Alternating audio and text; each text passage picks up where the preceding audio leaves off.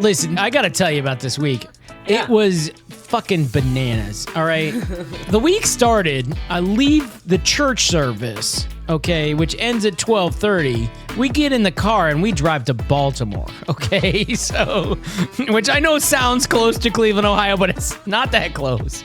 And then we go see colleges, and then we drive to D.C. and we see things in D.C. This week I saw the Magna Carta, okay? That's how bonkers this week is, okay? Telling you this, we got our grades today, and her mother flipped her fucking lid and like, really? All right, so she goes to Exeter, and it's the hardest school on the planet. Yeah. These are her final junior year grades. She got 1A, 2 B pluses, 2 B minuses, and a bunch of passes on the pass-fail type classes, right? I thought you were going to start saying C's. And I was like, No, the worst is B Lord. minus, okay? Yeah. So her grade point average, are you ready for this? Is 9.18. What? On a scale of 11 or something. What the fuck? Why do they keep changing this shit? Like, when I graduated high school, I know it had changed to a 7-point grade system. And so, like, a lot of people, though, had above a 7, which... It's like, what the fuck? What are we talking about anymore? 4 is the highest, period. Yeah. Like, A plus A should be no distinction, in my opinion. Yeah, but what about AP A plus? What if it's in a... No, what if I you're don't in care. A, Then you took a harder class. That's your choice. Like, whatever. I don't know. I hate that shit. All right, so listen, harder class, better school. So is a B minus in fucking, I don't know, existential trigonometry, linear algebra, quantum Newtonian, physics at Phillips Academy. Is that better than an A plus in algebra 2 at Stratford High School? In pottery? Yeah. Yeah, I don't know. Right. I'm certainly hoping so, like, right. as far as Johns Hopkins or whoever the fuck is concerned, yeah. right? But I don't know. Man. But her mother was rip shit, I mean, I'm sure, yeah. Rip shit. You can imagine. I mean, you probably do know exactly what we spend to send Kiara there, but it's a tidy sum, and she's basically like, Kiara blew it going here. If she'd have gone to Hathaway Brown, she'd have sailed through, straight A's, weaker competition. She'd have been the valedictorian that got picked to go to Princeton or whatever, and now she's 100th in her class or something, but whatever. But to your point, like, she's got a 9.1 taking trigonometry, existentialism, physics, 207577, and somebody else is a 9.1 in pottery and football studies. So God bless. If you're a Harvard admissions officer and you get 100,000 applications or some number off the freaking charts, like, how else can you do it except to go like, SAT below 1450? I mean... When I was at NYU, I did a work study in the math department in the graduate admissions for master's level math and finance. Yeah. And it was basically data entry, but we, like, who knew nothing, would immediately say no to a bunch of people just based on GRE score. They were just immediate fail just based on the numbers. So if on quant you didn't get above 750, then forget it. If you're trying to go to one of the best schools in the country for a math, like master's level math, like, then you really should get above a 750. Like, I got above a 750. And actually, so did Mom, which is random that I know that. I didn't know that. But on our GRE, I was at my parents' house yesterday and I decided to go... Snooping? Yeah, I found her GRE scores. Speaking of rip shit, Yep. when Mom found out that you had taken that tape of me singing Halloween songs to Grandpa Coffeen, she lost her mind. She was like, because that's what she does. She takes things and she doesn't ask. And, she took it out of the drawer. I knew it was there. No.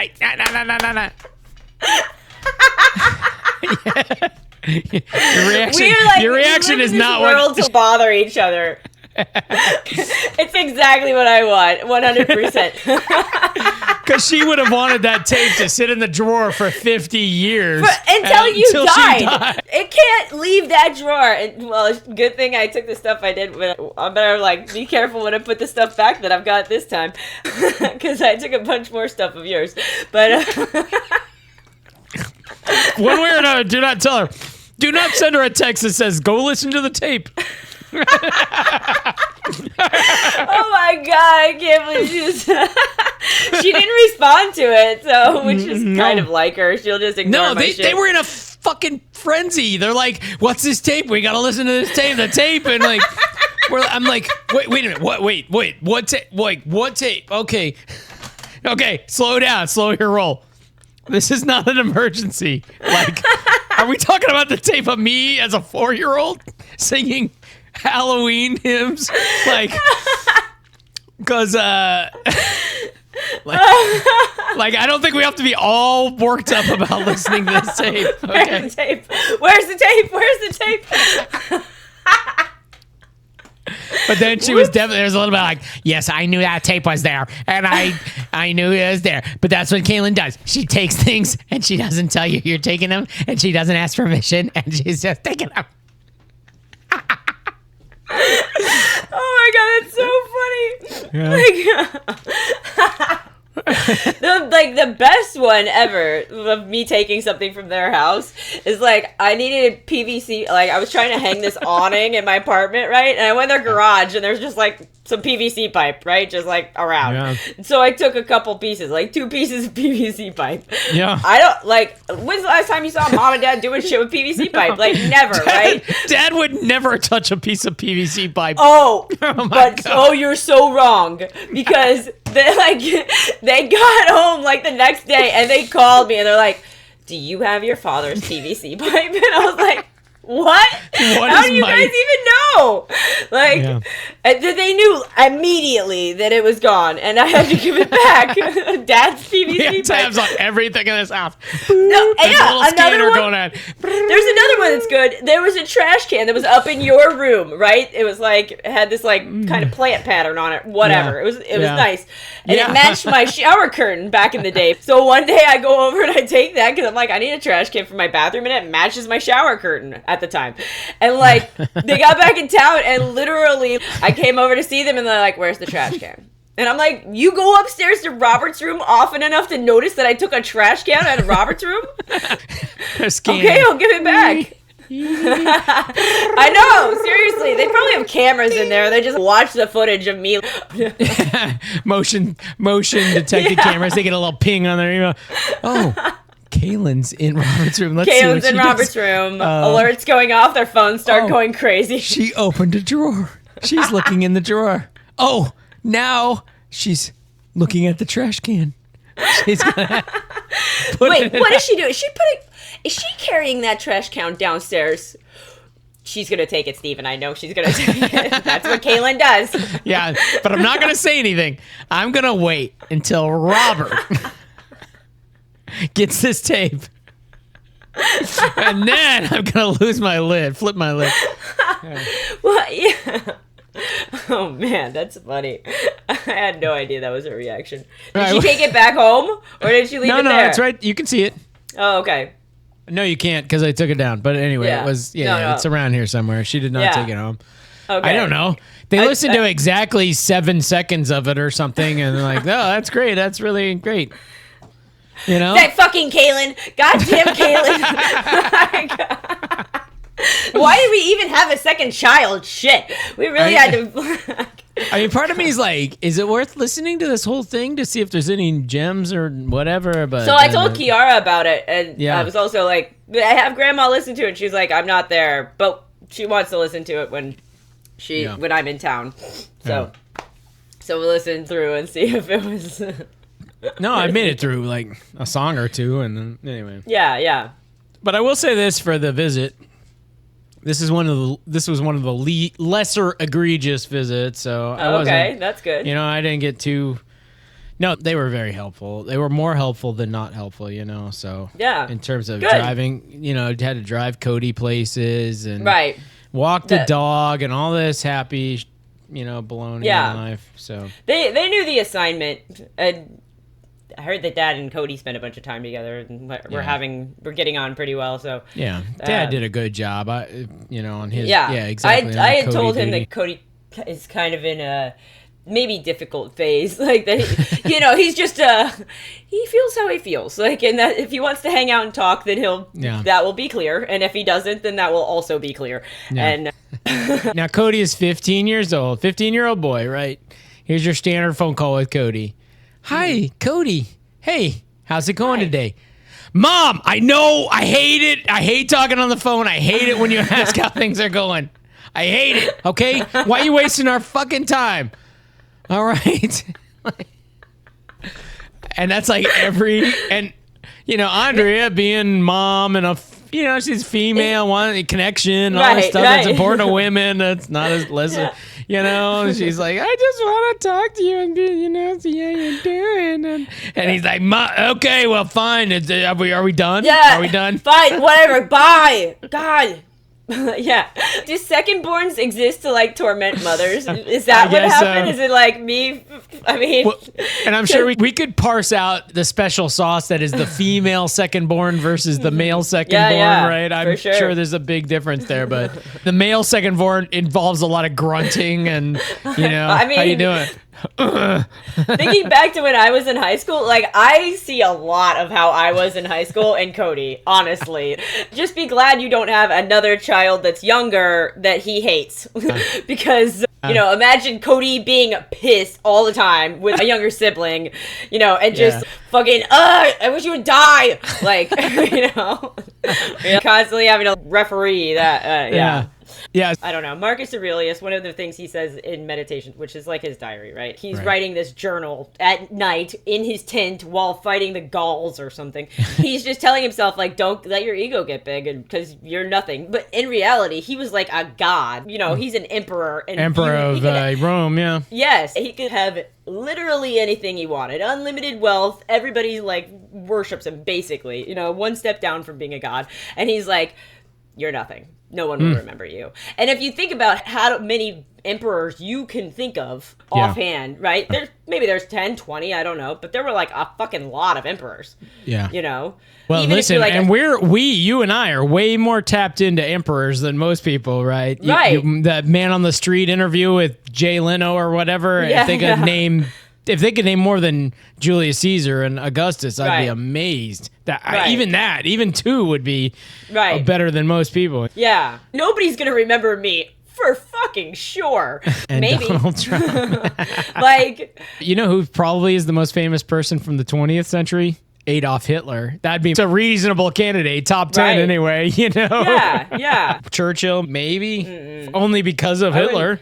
But Marcus Aurelius came up today in my reading because, was he the emperor when Rome fell? Or at least darn close to when Rome fell? Or did I mix up my names? So he died in like 183, but he was off at war. Then that's not he close. was a dual emperor, actually. This is like... There was an emperor who was, like, in Rome doing Roman stuff, like, doing the... Yeah. And then he was off fighting. He was at war for a lot of the time he reigned. He's fucking amazing. Like, that guy, he deserves to be remembered. He's just such a fucking badass. And the fact that he didn't even think he would be remembered makes him even fucking cooler to me. He's got legendary beard, I will say that, based on his statues. So. Yeah. Okay, so no, he wasn't that guy. Yeah, there was times when there was 2 emperors, 4 emperors, whatever, We got as many emperors as we need, I think that it helped to, like, keep things from civil unrest between, like, families that had claims to, like, because it's lineage stuff. I think he was adopted by the emperor so that he could become... Anyways. Well, there's just... as undemocratic as the Romans were, it was more democratic than, for example... the kings and queens of England, right? Which was very hereditary. And then when we had to navigate, is it the third grandnephew or is it the first cousin? Then we'd go to a civil war, and fight about it and then start a new dynasty or whatever. But before they allowed girls to be rulers. Between the Elizabeths and the Marys, we ended up having a fair number of female queens, given the hard bias towards male succession. Henry Bollinger, he was a earl or a duke, I'm not sure, but basically he deposed King Richard II and locked him in a tower, and then Richard II starved to death in the tower. Nice. Which is, I'm sure, coincidence. But and I'm not sure why I told this story. Being locked in a tower is a pretty rough go. back then. Every portrayal of it is like rats and they're sleeping on hay and it's foul. Like, yeah, but have you seen how the normal people lived? I mean, yeah. They didn't have glass. You know, what are you going to do with that glass? Yeah. It's all kind of like tower living to me, you know? That's funny. Speaking of like punishments in general, like I had one thing that I keep wanting to talk about that somehow executions came up. We've talked about the criminal justice system a lot. Yeah. And fairness is thereof. So, yeah, but less spicy, I guess. You know these like creative punishments that judges sometimes give now, where they'll be like, okay, so you now have to go stand out with a sign on that says like, I'm a thief or whatever. Like that's been, you have to do that for 2 days. There's apparently was a guy in Texas, but he was a shoplifter. And it was pretty much exactly that. The judge was like, 5 days of standing out there with a sign. And he's like, I just want to go to jail. I don't want to do that. Like, and they were like, sorry, that's your punishment. And I'm like, he ended up appealing and claiming that it was cruel and unusual. And it certainly is unusual. And like, I don't know. I just think it's like a funny approach. Some of these things that the judges come up with are fucking crazy also. One was like, you're going to go to jail, but for the first 2 days, you can only have bread and water, nothing else. And I'm like, what? Like, how are we allowed to do that? I don't know. I also think the lethal injection is super like cruel, actually. We don't have doctors doing this, and it's really hard to get the medications and if you put them in the wrong order, then apparently it's incredibly painful and you can't make a noise or anything. Yeah, I heard a thing on this. There's a number of companies that make the drugs, for lethal injections that didn't actually realize that their drugs were being used for the lethal injections. And once they did, they're like, no, we're not going to sell it to you, state of Maryland or whatever, right? Right. Because that's not what we're all about. We're trying to, like, you know, they cure have pain, other purposes. Yeah, exactly. It's 3 different medications. I don't remember what they all do, but it makes you lose consciousness. Yeah. Which I'm like... That one doesn't sound too bad. Right. Yeah, so exactly. You can die from just having too much anesthesia, right? Sure. There's a lot of other things I can come up with that would be definitely fatal and definitely not brutal for people, you know, like helium, actually, you know, but not that I want us to do that. That would be the funniest execution ever, Kalyn. Like, James Clavel, I send you to die. Yes, like, do you have any final last remarks? I don't fucking regret anything. Fuck you. Right. I'm getting sleepy. Yeah. Helium, would you even get sleepy? Yeah, you just lose consciousness, apparently. Yeah. I mean, there's Kalyn. She's tired. Helium does its work. Yeah. Does its evil work. It's like where the spinning thing happens on your phone or whatever it's thinking. It's like that's what happens to the person. That that's what happens to your brain. Imagine that right in front of my face. Like, is that what death is like? You're saying death is the spinny thing on your phone? Yes, pretty much. Just like the brain just won't register, cannot connect. You're just like, stop. Yeah, I don't know. Who knows? You don't know? I don't. No. I mean, yeah, no. I know. It's like, wouldn't you get your wings or your horns or whatever? Like, depending on which way you go, up or down. Yeah. Or nowhere at all. I don't you know that much, though, don't you? I mean, I don't. You know there are wings or horns involved. Well, maybe. Or you just cease to be. Well, okay, if reincarnation is right? Like, when do I, like, come back online? I know. Do you get a break or are you, like, just automatically a fucking stink beetle or something? You're like, Jesus Christ, can't I get a rest here? Yeah. So theoretically, what I've heard, people don't reincarnate down. Like, beetles are working on becoming people. We're like higher up on our way to nirvana. Should we be like coaching beetles? Should we be like, hey, come on, do better? Stop. You just ate your fucking sister. That's not good for your karma. Like, listen, build a thing. Help out. You see the ant? Help the ant. Try to do better. Yeah. Come on, beetle. And they're just like, nah, I can't teach these beetles anything. I keep trying. They're fucking stupid and selfish. Like, when are they gonna get good karma? Like, I don't know. I'm moving on to the howler monkeys, and the howler monkeys are like, like, Christ almighty. Yeah. Right. Yeah. Like, so when's your earliest memory? Like, How old were you? Certainly kindergarten. I believe I have a memory of going to Pikes Peak, Colorado when I was something like 3 or 4 years old. Okay. Yes. Yeah. Yeah. So I get that. Is that memory like you just like I remember my preschool classroom like pretty well. I know I have one memory from preschool. Yeah. That's like me being a little shit. It's like so me. Like, unsurprisingly. Yeah.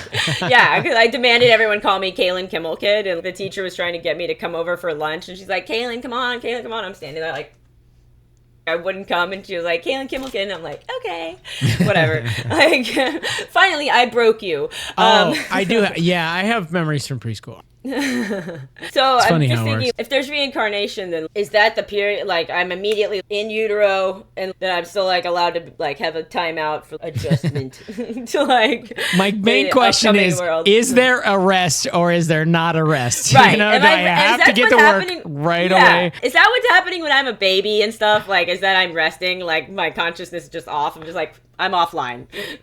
If you get reincarnated as a beetle, is your rest period like 25 seconds and then you have to... I mean, yeah, that's probably a lot for a bug, right? There's bugs that like only live for like a day or two. Yeah. So... Yeah.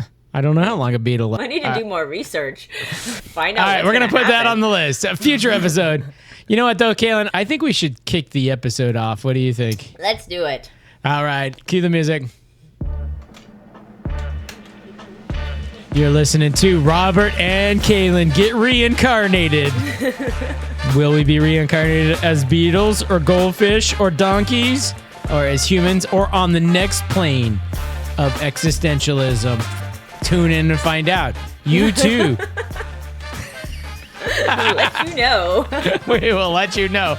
Maybe our reincarnated selves will check back in and be like, hey, yeah. Where do podcasters go after they die? You're going to find out if you keep listening to this show. Yeah. Today is June 28th, 2025. It's a Saturday of all things. Saturday. Yeah. Maybe in our reincarnated lives we'll have better things to do on Saturdays than record podcast episodes. I don't know. Yeah. But listen, it's episode 59. I am Robert Kalyn. God. Go ahead, Kalyn. Take over. Forget it. This Reincarnation. I'm his co-host, his sister, Kalyn Kimmel. Won't you please like, subscribe, send over to friends and family, send us an email, ... all the things. All the things. But one thing you should never remember, you could seek advice to us if you want to seek a new spiritual plane, but do not seek advice about finances or investments or any of that. We disclaim any responsibility for anything we've talked about today. Yeah. My gosh. Yeah. Goodness gracious. You need to question some things about your life if you're coming here with spiritual advice. So have a little look within, you know. Yes, exactly. Hey, all right. I don't know if this is the best place to go next, but I'm going to go there anyway. Do it. There was some discussion in there about the justice process and so on. And we've talked about Abrego Garcia a couple of times. And now they've come back and said that they're going to re-deport Abrego Garcia. So wasn't he legal? Wasn't he like here legally though? He was here legally. Then we sent him to El Salvador. Right. Which was planned for people who are here illegally. Right. Yes. And we were like, well, we can't bring them back because, you know, we got all these rules. And it's so hard. And then we did bring them back. And then we charged them. We get a DA involved and they're like, bring him back. Move the mountain. Yeah, move that mountain. Here's the mountain. Let me describe the mountain to bring back Abrego Garcia. You have to, step one, buy him a plane ticket. Or, here's another thing. Here's another option.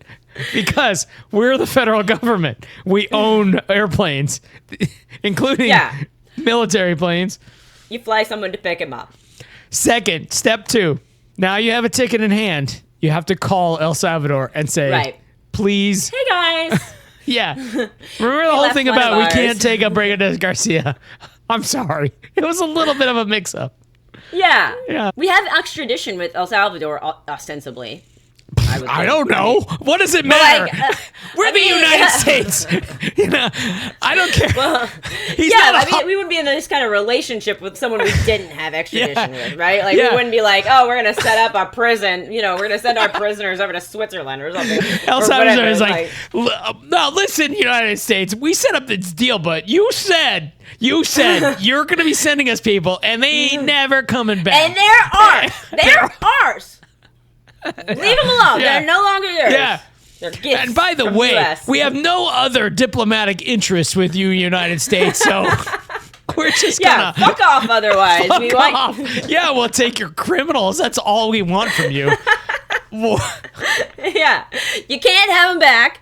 No takes these back. He's like... So let's say we overcome those hurdles. Let's imagine we do that. We bring him back. We charge him with a crime. Yeah. And then, I don't know. I got lost in the article. I'm going to be totally honest because there's something about, like, all right, he's charged with crimes, but they're going to release him on bail or on something. But then they're like, no, you can't release him on bail. And because Agency 1, Justice Department, wants to charge him with a crime, but Agency 2, ICE wants to deport him. So if we release him on recognizance, will ICE deport him? We can't work with other departments and be like, hey, don't deport him. Ugh. Yeah. So the judge throws her hands up. She's like, what am I dealing with here? You fucking idiots. Yeah. You're like, God. And meanwhile, ICE is like, yeah, we're going to deport him. And you know what? We decided we're going to not deport him to El Salvador. We're going to deport him to another country where he's also not from. What? What the fuck is happening? Like, this guy must be like, what did I do? Like, why have I, like, become fucking, like, why am I a marked man? Like, the U.S. is like, you're not going to be here. You're not going home either. And you're going someplace. This place you kind of know, El Salvador. Yeah, it was a hellhole, but you knew it, but we're not sending you there again. You're going to have to relearn the whole... Right. Like, all the relationships you established or whatever. Yeah. Done. Yeah. Get ready because you're going to Nigeria. Like what? Like what? Welcome to your new home in Cote d'Ivoire. Like exactly. Where are the worst, deepest shitholes and exactly. I mean, right? Yeah. Let's just drop him off in like fucking Saudi Arabia. Guess what? You're not going to the Bahamas. Probably not. No. Though, I mean, most of those island countries are kind of shitholes besides the, like, nice parts. I'm sure I would not want to go to a Jamaican prison, I will confess. No, hell no. I much prefer. Yeah. U.S. prison, I much prefer, but anyway. Yeah. Yeah. I mean, prefer just running free. Like, feel the wind on my face as I run from the cops. Like, that's what I'll be doing. But yeah. Or that whole thing where you're like, oh, yeah, you married an American and now you can be a legal U.S. citizen, Yeah. We take it back. Like...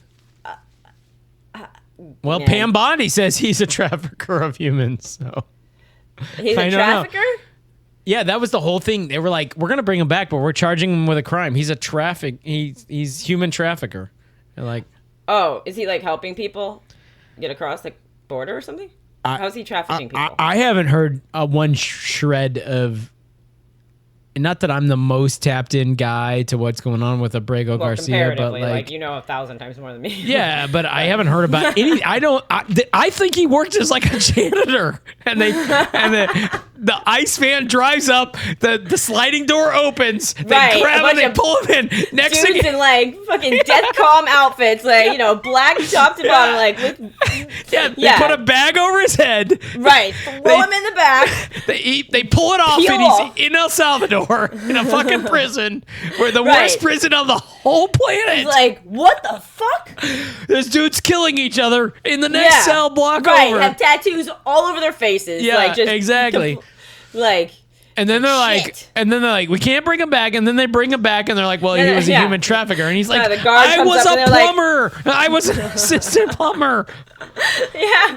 I trafficked PVC pipe from Georgia Kimmel's garage to fix a leaky toilet. She would send me to an El Salvadorian prison. She might. Good thing she doesn't know, like, what else I took. Yeah. Wait till you see what's next in store for you. I don't know. Yeah, man. Yeah, that guy must be like, what? He's like, I woke like, up under... I really fucked up. Like, I should have just stayed in Guatemala or wherever he's He from. should have stayed as a beetle. When he, instead of getting resurrected as a human, he... Right. Yeah, you're working your karma out, like, from last life here. That's why we're coming after you hard, I guess. I don't know. But, yeah. So we had an amazing visit to the Cleveland Art Museum. As you know, when the parents come to town, you have to do something like the Cleveland Art Museum, right? At least once. Like every day. Like every day. Well, no. Remember, they arrived, and then like the next day I drove to Baltimore, right? So yes, like, on day one. Okay, listen, their less than 1 week trip did involve 2 visits to the art museum. The first time to go visit this special exhibit that it turned out had sold out, right? We arrived and they had sold out of tickets. So we're like, oh, perfect. We'll slot it in on, Robert has 1 spare hour on Friday, so we'll do it then. Right. And so we went on Friday. And I will say, 100% worth it. It was fabulous. You would have loved it, I feel like. So if it comes to Houston, he is this cat. Huh. He has merged ancient Chinese and Japanese art with modern Chinese and Japanese art. So so there's a little bit of manga, Yeah, I feel like I've definitely seen some of his work before. That like rainbow colored hat thing that he's got on. The rainbow flower. I know that, yeah, like I like know that well from street art. Like there's graffiti that uses that exact thing. Like this guy that's around this guy's neck. He does lots of stuff like this with and these things are huge, right? It's like this size and bigger. And I'm trying to find here's one that's maybe gives you a sense. It's got that classic like Chinese wave and all that. The Chinese dragons. He would do something like this, and so he would do one of these, and then he would do another one that then has anime characters instead of this. That's awesome. Dragon, etc. Yeah, fantastic. Then, because this is a finance podcast, right? We go to the gift shop. Okay. Yeah. And we've talked about the absurdity of prices at, say, baseball stadiums and things like that. We go to our next level. Next level. They were selling flip-flops with those flowers on them for $200. Yeah. They're selling lapel pins, the enamel. It's yay big. It's $65. Yeah. I mean... You know those socks that Mom gave Kiara? They're like slipper socks or something like that, right? Yeah. No. We got those at the museum. Those were $45. Oh, Lord have mercy. I was like, Mom, why are you buying this? Like, I mean, they're cute, sure, but Kiara doesn't need them for sure. And no one will appreciate. They don't look like they're $45. They look like they look like slipper socks. No. They don't look like the chintzy free ones, sure, but like at the hospital that they give you.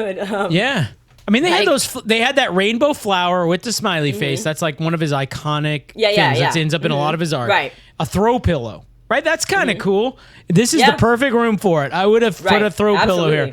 I would have paid $35 for a throw pillow like that. Yeah. I am not paying $145 for one of these throw pillows.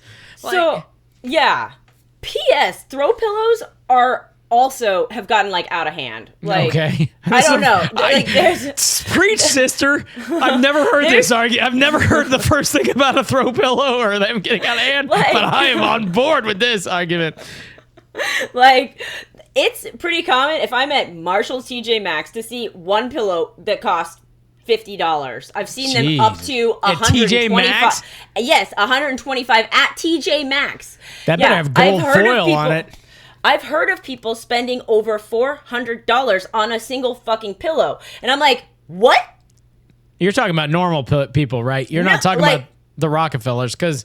Well, no. I mean, I'm talking about I'm sure there's a Gucci throw pillow that costs $4,000 that somebody's buying. But, sure, I mean, absolutely. But like, yeah, this example happens to be from like, I think it was the Sex and the City movie or something. But like, whatever. She was like, that throw pillow cost $400, and like, I would 100% believe that. Yeah. I 100% believe somebody in this world, and they're probably in New York City, is spending $400 on a throw pillow. I would believe $4,000 on a throw pillow. You could convince me $40,000 on a throw pillow. Somebody bought it, but because it's the designer of this or that. Like, I mean, okay, because there's like the Victoria's Secret like bra that costs $1 million or whatever. Like that's in the you know, maybe that one exists, but like. $400 on a fucking pillow that you're probably just gonna throw on the floor, like it's in the way at the end of the day, probably. You know, like I mean, like nobody sits on the throw pillow. Cody gets on the couch, and the first thing that happens is those throw pillows are out of there. You know, like you're like, damn it, Cody, that was $400, and he's like, Ma, bro, come on, what are we buying for? Bruh. I'm trying to sit on the couch. I'm trying to watch my family. Come on. You know? Yeah. You're so skibbity or whatever they say. I don't know. In this instance, I'm kind of on Cody's side, honestly. I'm like, yeah, we probably shouldn't have $400 throw pillows, at least till the animals and the kids are out of the house. Right. Like, yeah, that's the other thing. Like, this shit gets fucked up. And, like, at the garage sale, I had a bunch of throw pillows that were, like, part of the things that I was trying to get rid of for the garage sale, right? None of them are like fancy, and I wasn't charging a lot for them, but not a single one got fucking looked at. You know I did super well at the garage. So, like, you can't resell these fucking things. They cost a goddamn fortune, and nobody really wants them around anyways. Yeah. What the hell? But you have to have them, and you need, like, 100 of them, you know? Yeah. Oh, I know. I mean, like, every my bed couch has got to have 5 or 6 or 8. Well, so, like, when I lived in the studio, my bed was, like... I had to use my bed as the couch, basically. So, like, I had a whole bunch my bed's a queen-size bed, so I had a bunch along the wall so that people could, like, sit down and whatever. And it looked kind of like a couch and not just, like, you're in my bedroom. But consequently, I have, like, a bazillion now that I totally don't need. And, yeah, like, I don't know. That's my, I'm over throw pillows for sure. And the more expensive they get, the more I'm like, what in the fuck? Like, you gotta be kidding me. No, you not have anything better to spend money on if you're buying $400 throw pillow? Like, no, you don't. I don't get it. That's the same thing with all the, your $1 million bra. You clearly don't have more important things to spend money on. Yeah, I guess not. I don't know. I did have an interesting. Maybe you know this already, but like this is finance related money stuff. So I just heard this last night that like, like you today, you can't buy a new Ferrari. No one can buy a new Ferrari. You have to buy a used Ferrari. Okay. Before you can buy a new Ferrari. Like that's like those are the rules. Like that, if you go into a Ferrari dealership, like you can throw your money on the table and they're gonna be like, "Cool, which used Ferrari do you want?" Because you can't have a new one. Like we got some sort of registry or something. Okay. I'm like, that's super interesting. Like, I don't know. I just find that fascinating. That like that's was it like rule. The Birkin bag? Because you can't get a Birkin bag unless you like wheedle your way in. Right, you have to, Birkin, you have to, like, buy whatever they tell you have the privilege of buying first, at least. Yeah. But, like, yeah, with Ferrari, I guess it's the same thing. Like, I think it really, I don't know, I thought that was super interesting, and it helps keeps the resale value up for, like, used Ferraris, because apparently you can, like, many used Ferraris, even with a couple of years on them or whatever, like, will be as much or more as a new one. Well, go sometime Google used Ferrari, go try to buy a used Ferrari, because what you'll find is there's tons of them available, and they all have about 1,000 miles on them, Yeah. So my hypothesis is these guys get these Ferraris and they don't drive them very much. They take them out to Sunday dinner once a month or something, put 50 miles on them at a time. Yeah. And 2 years later, they're like, "Wow, what a wait! Why am I paying for this Ferrari?" And they resale. You're doing it right now. I can see it in your eyes. I am doing it right now. I'm going to share my screen. Yeah. So, yeah. This is the. Let's see what used Ferrari could buy right now. Yeah. This is at the Ferrari dealership in Houston. Yeah. Okay. All right. Listen. This is an expensive car, but it's not a outland. This is a price. I mean, the mileage you're talking about though is like, Yeah. I mean, look at this, 830 miles. Once in my life, I might decide I should drop $250,000, especially because, listen, right? How long am I going to own this Ferrari that has 492 miles on it, right? Yeah. I would be the guy who drives it for 1 year, 1,000 miles. Then what's its resale value, right? Even if it's even if I lose $50,000 or $60,000, let's say it resells this one $259.99. Let's say I resell it for $200,000. I've lost $60,000. I had a Ferrari for a year for $60,000. That doesn't sound like an insane opportunity. But I think I'm wondering if so I don't know how much any of these cost new, right? Let's check one of the we should do that. Let's do the Ferrari Roma or whatever. Yeah. Let's see. I don't know if I want to start a new tab. I guess I can just go up to the top since I'm on the Ferrari dealership. New model range, is that what? Okay. I don't know. I don't know. I didn't get to these. Okay, here's the Roma. Is this gonna work? It'll be a 1 point. It'll be $1.25 million. Well, no. Here we go. They probably won't even tell you what the price is. Okay, Ferrari Roma looks lovely. It's a gorgeous car, isn't it? Though. Yeah. You might just have to Google. Google AI will have to tell you what does a new Ferrari Roma cost. Roma new. Starting price is $243. Okay, $243. Or let's use this car and driver, $279. Okay. Yeah. All right. Hey, this is sounding better and better. I buy a car. It's $279. I bought it a year old at $259.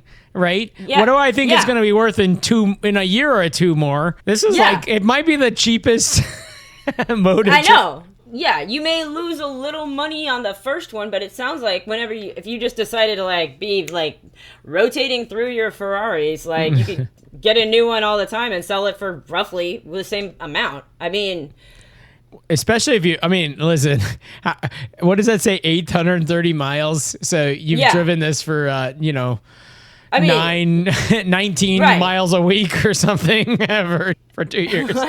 Is this car even used? I guess my last new car, which was quite a while ago, but the Nissan had something 15 miles on it when I bought it, because it was brand new. Yeah. So our Maserati. Okay, we drive a Maserati because we're rich, and it was a year old, 6,000 miles. Yeah. Oops. The list price for a new one is over 100,000. We bought it for in the neighborhood of $60,000. Boom. So say maybe this is true of the luxury cars. I wonder if you guys were to sell it, whatever. Now, say, you've put some miles on it, but not a ton of miles, right? It's got 25,000 miles now. Right. Believe it or not. Somebody will want to buy it, and somebody will. I would be surprised if somebody didn't pay roughly what you paid for it. Yeah. This is how the rich stay rich, Kalyn. This is it. Yeah. We're starting to stumble upon it. Apparently, also, if you buy, if your car weighs over 6,000 pounds, then it's I think it's 6,000, whatever. Then it can't, which is a very heavy car, then, it's complete 100% tax write-off, because it can be considered a work truck. Work vehicle. Yeah. Right. Which a Range Rover, by the way, is over $6,000. So, some guy was talking, saw something else. I was talking about, tax, hacks or whatever. And he's like, buy this car, write it off 100%.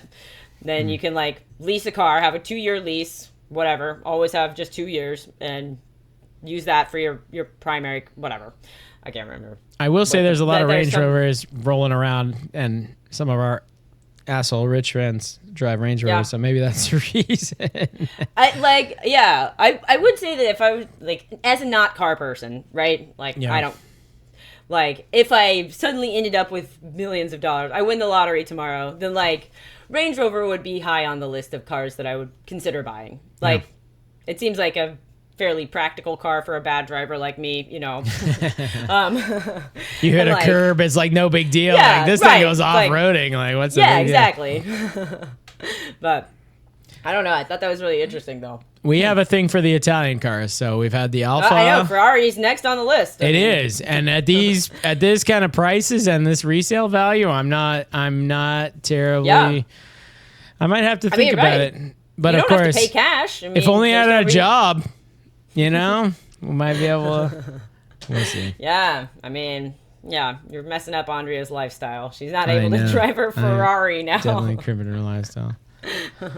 I wanted to follow up on. We talked a little bit about Oscar nominee movies and Oscar winners, the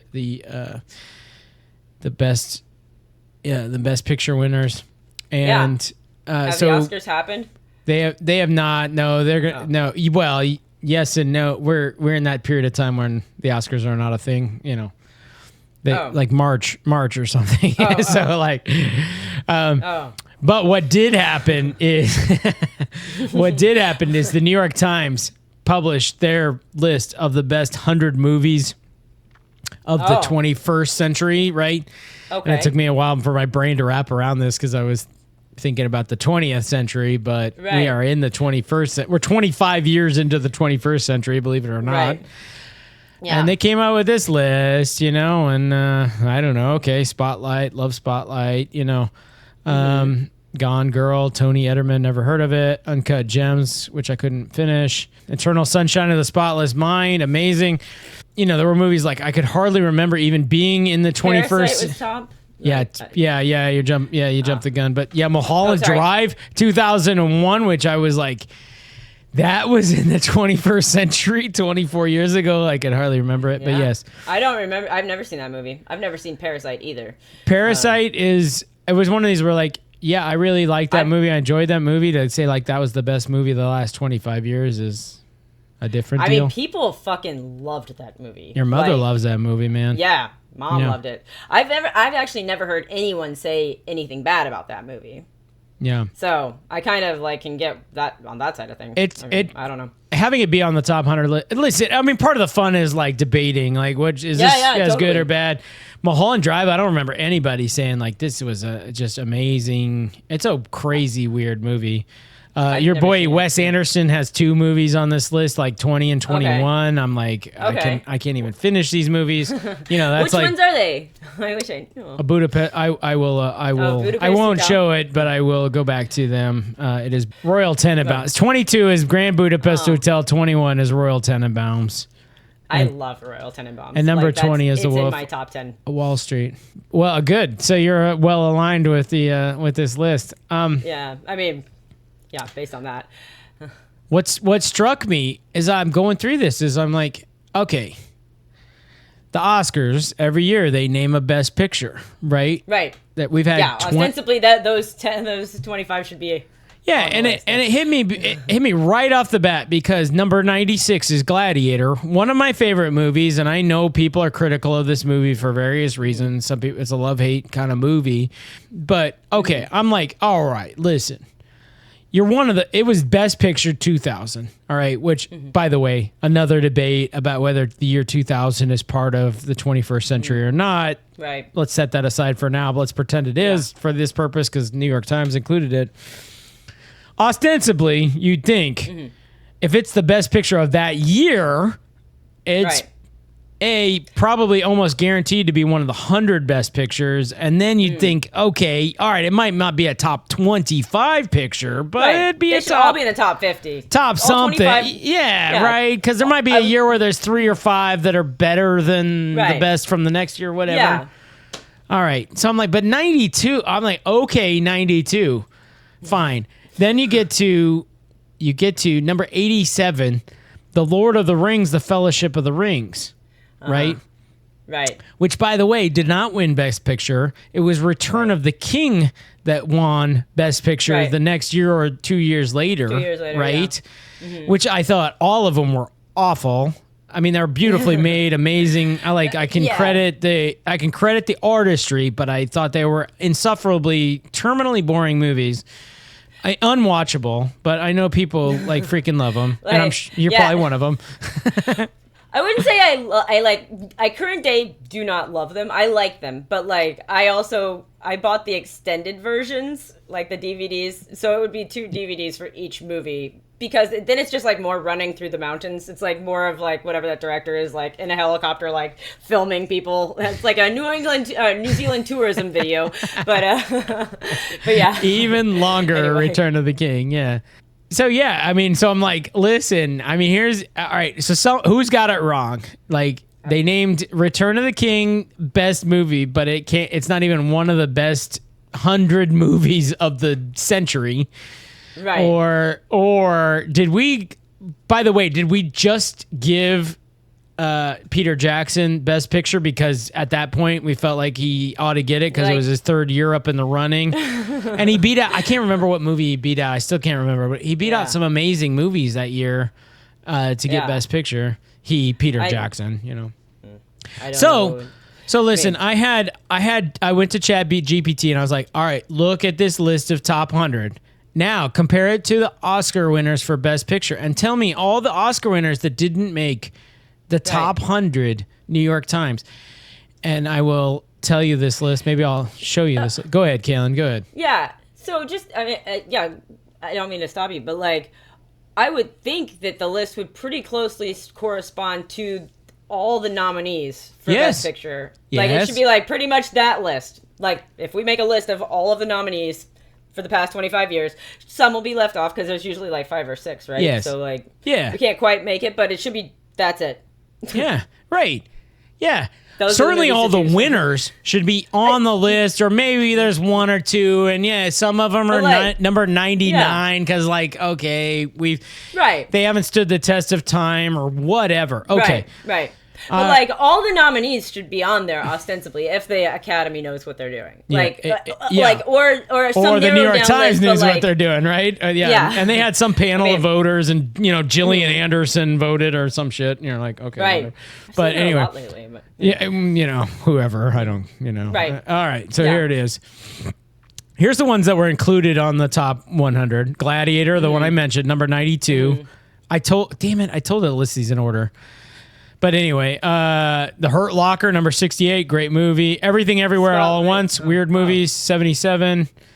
Oppenheimer, 65. Spotlight, 66. Spotlight, I love Spotlight. Love that movie. That's a great movie. Great, yeah. 12 Years a Slave, beautiful movie.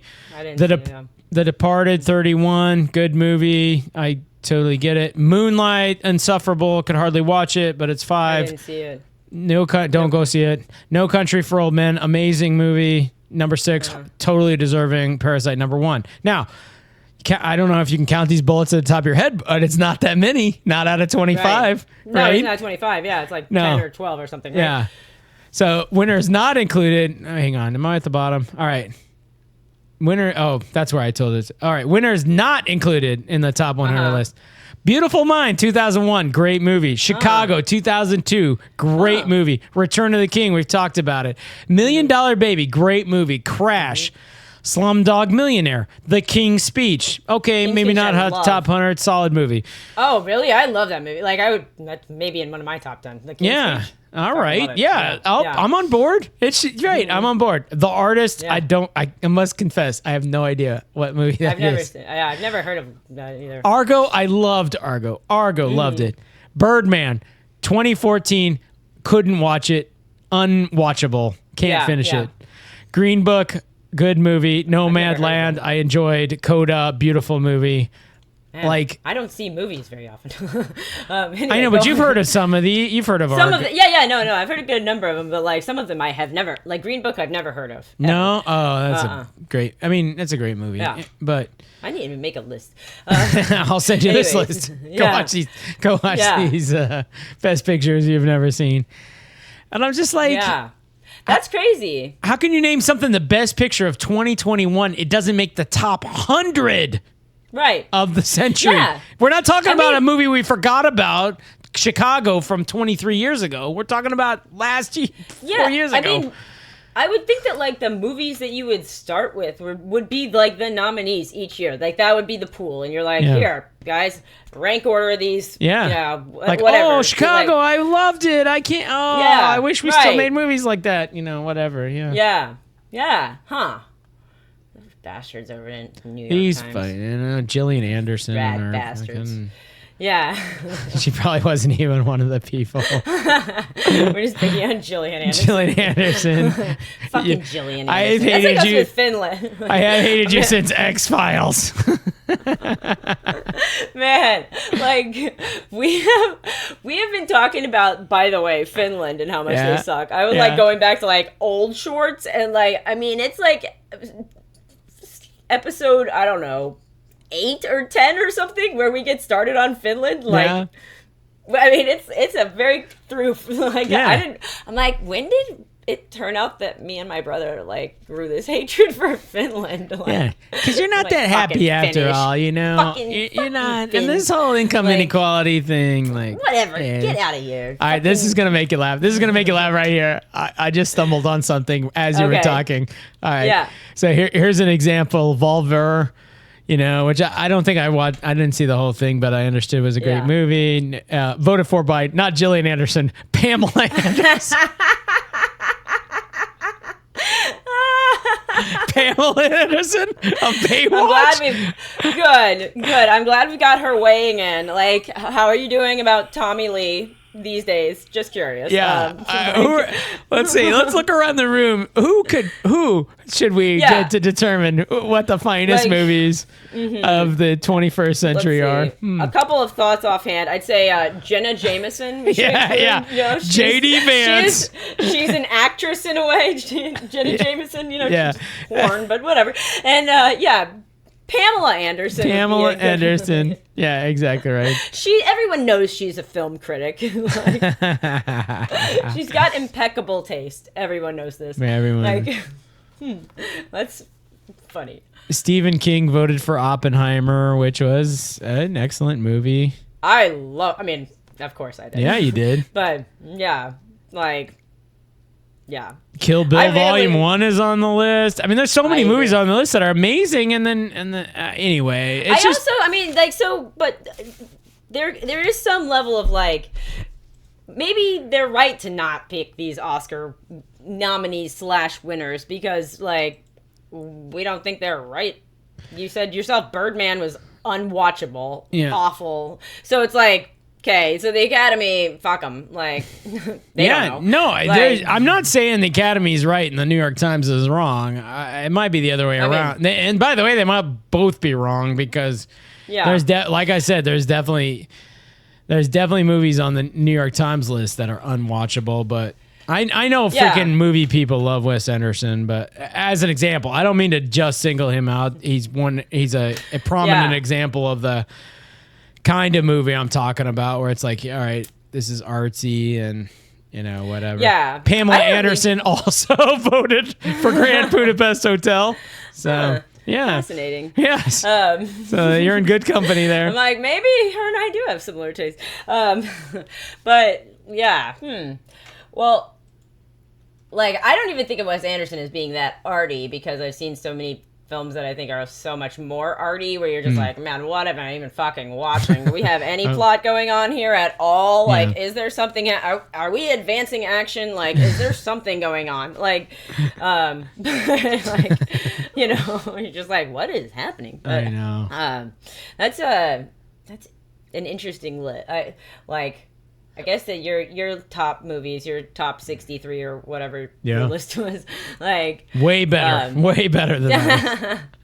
It spans more, longer period of time. But I wonder how your list compares to the top movies and stuff. What's the earliest year you think? I know you had Bridge on the River Kwai on your list. Casablanca's on my list, which is a black and white film. Right, that's like 1950 or maybe 40s. It's not long after World War II. Right. And then, of course, I have Godfather on the list, which was made in the 70s. So 70s, yeah. And Star Wars is in the 70s. Right. But... Yeah. Did you watch Deer Hunter? I've never watched Deer Hunter start to finish. Oh, that's right. I'm gonna bring it up with me. I said I would bring it up last time, I think, before I came, but it's a great movie. I'm sure we can also find it on Amazon Prime if it ever came but to like it. we don't have to buy it though. Why waste your money? Don't you want to stay rich?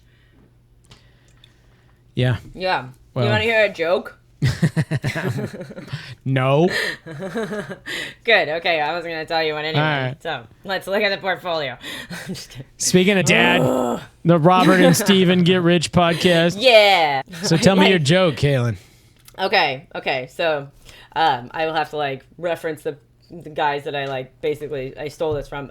From what I can tell, this one podcast that I found is like just two guys telling each other jokes. They're just like reading jokes to each other, but it's super funny. All right. So I went to a funeral last week, and after the widow gave the eulogy, then she asked if any of the decedent's friends had any words that they wanted to say. And so the first friend goes up, and he says, plethora, and then goes and sits back down. And the widow said, wow, that means a lot.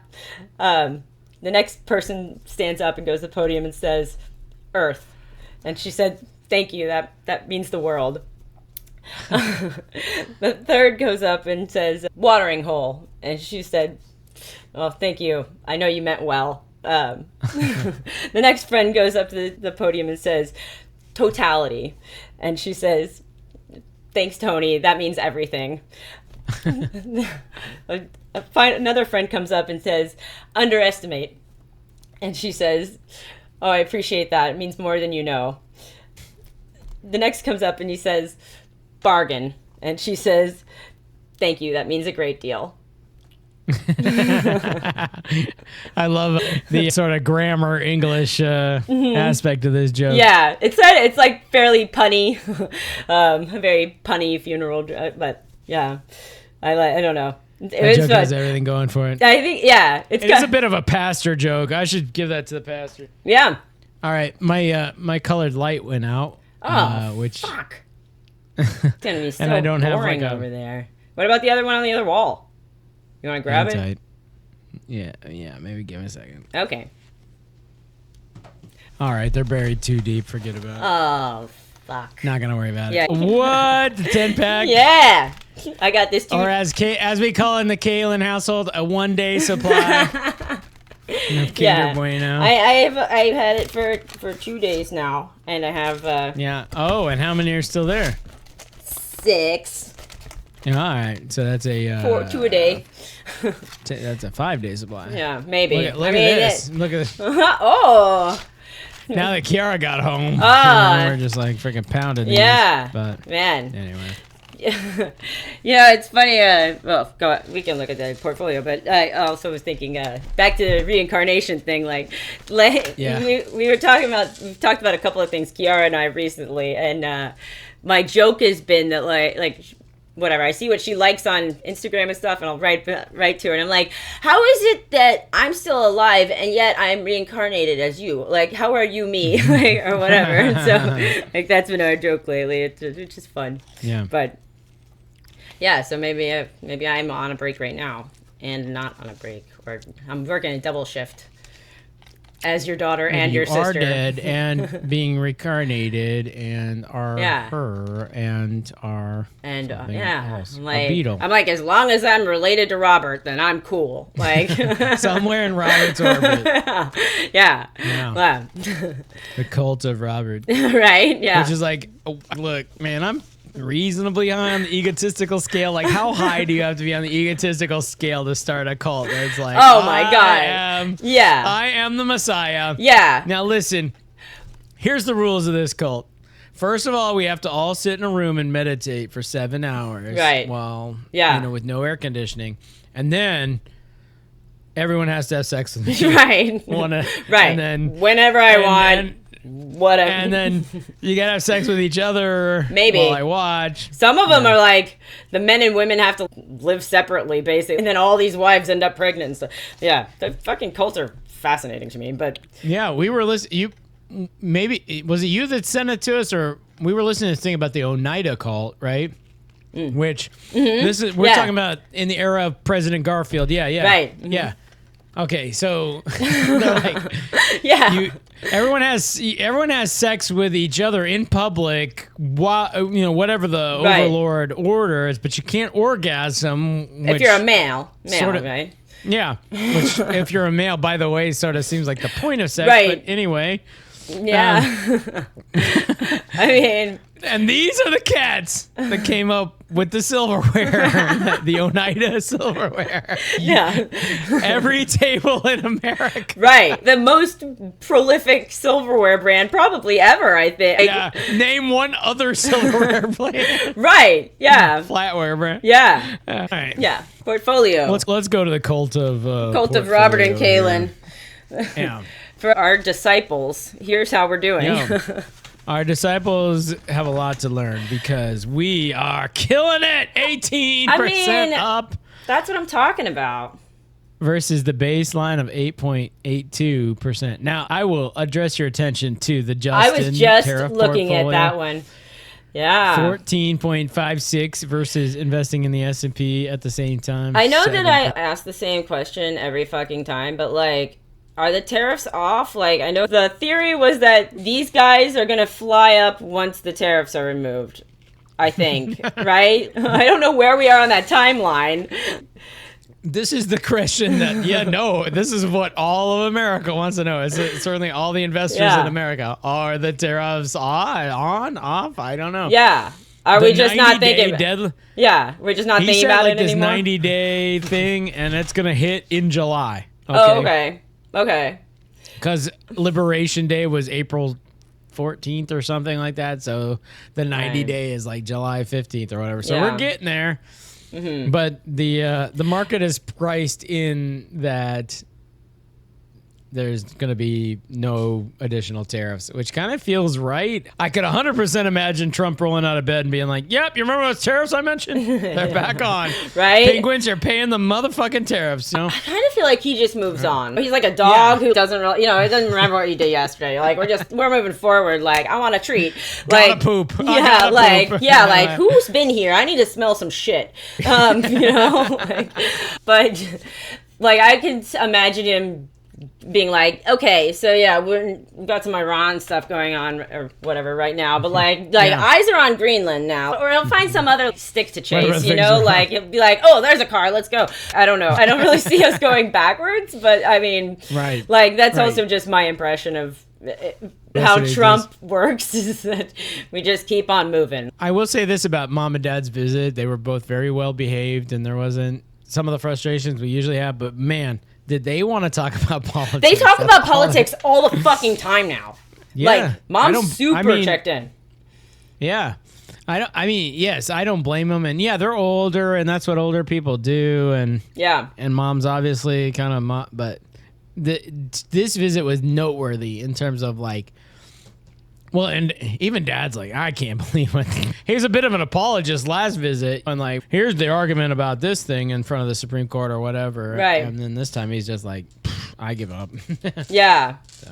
I mean, they like, I don't know. I feel like our youth was like noteworthy in that like politics was like not discussed. From my recollection, like I knew Mom was a Democrat, Dad was a Republican, and that's it. Like, and I feel like, man, they get it. And I hate talking politics generally. Like, Mom's big thing is about like, I don't know, Mom and Dad start talking about like the books being banned and education stuff. And I'm like, I don't give a shit at all. I don't have kids. I have no kids who I have any stake in like their education that's public. So fucking whatever, do whatever. I don't know why I'm paying for it, but let's stop making school free. But they love talking about it. The other day, like last time I was there, before, I think I texted you and I was like, Mom just kicked me out of the house. And like literally was like, you need to go. Because I was talking politics too much. It was right after you and I had recorded and I was talking about like, being annoyed with like the protest and stuff. And she was like wanting to defend them. But I don't know. I was just like, I wasn't really even on a rant. I was kind of just joking, but she doesn't have the like sarcasm meter not so good. Right. And like, yeah. So anyway, yeah, super political. The one time I almost touched the third rail was, I don't know. I was like, in my view, the reason Trump is president is because of this Joe Biden thing. Like, they covered it up, and Joe Biden ran again. Right. Even though they had no business running, and they, like, forced everybody out of the primary, and they didn't have a real primary. So if you're not happy that Trump is president, it's the Democrats' fault. Right. It's Joe Biden's fault and the people around him. Right. You know, maybe not his fault. He probably it's the Democrats' party. Like the Democratic Party's fault. Whoever's like in charge of that or whatever. And they've pulled this multiple times. Hillary Clinton was a terrible candidate, but they jammed it down people's throats with their super delegates and all the rest, right? And like forced Bernie Sanders out of the race. And guess who? So who won? Donald Trump. Right. You know? Right. Part one. I mean. Yeah. So I have exactly zero sympathy. So. Right. When mom and dad literally just were going on about the books and stuff, and I'm like, I feel like she loves the books. This is like old news though, like a year ago or something. This was like talked about. Thank God somebody's watching it a year later. You know, I don't do it. Should we wrap it up? What do you think? We're at that like 90-minute mark. So did we hit our stride? I think we got a lot of good content. I think today, we did too. Yeah. Okay, Kalyn. Robert. Should we wrap it up? Yes. I think we should. Kalyn. Sister. Brother. Robert. Perfect. Cue the music. You've been listening to Robert and Kalyn use throw pillows for reincarnation. Smother one another with throw pillows so we can start our next life. Throw pillows are amazing. You can decorate the couch and you can murder someone and send them into their next life. Multi-purpose. Yeah. Also, you can invest in stocks and bonds and that's boring stuff though. Hey, compared to murdering people, way less. Right.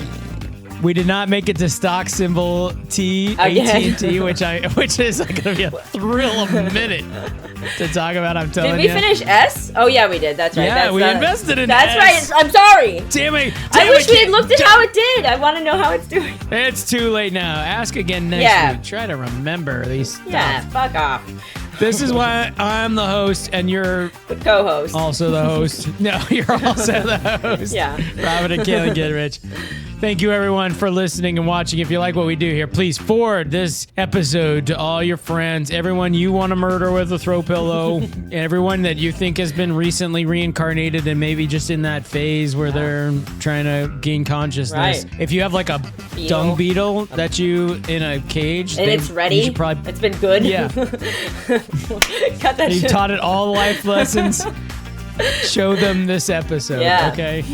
I certainly hope after all of this that we don't cut the part about reincarnation. Oh, no way. So, all right. So rate and subscribe. Send us an email, robertandkalyngetrich@gmail.com. Yeah. Whatever. Do all the nice things to us. If you have a criticism, make it funny. Make it funny. All right. With that, Kalyn, I think we'll talk to you again after our UK trip. Okay. Bye-bye. Bye.